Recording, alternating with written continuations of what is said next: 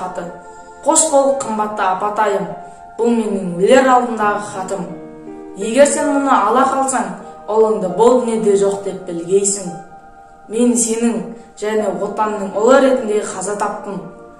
Адамдардың игілігі мен бақыты үшін, сіздің қартайған шағыңыздағы тыныштығыңыз үшін, балалардың бақытты өмір сүру үшін өзімді аяғаным жоқ. Жылап сықтаудың керегі жоқ. Мені мақтаныш етіңіз және есіңізде сақтаңыз.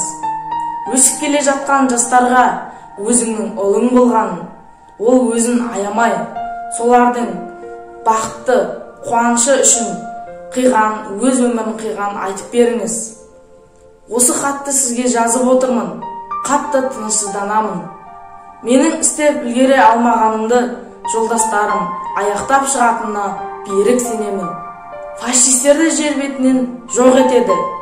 Оларға о дүниеде де тыныштық болмайды. Мен украиндықпын, бірақ мені Беларусь жерінде де өз ұлындай қабылдайды.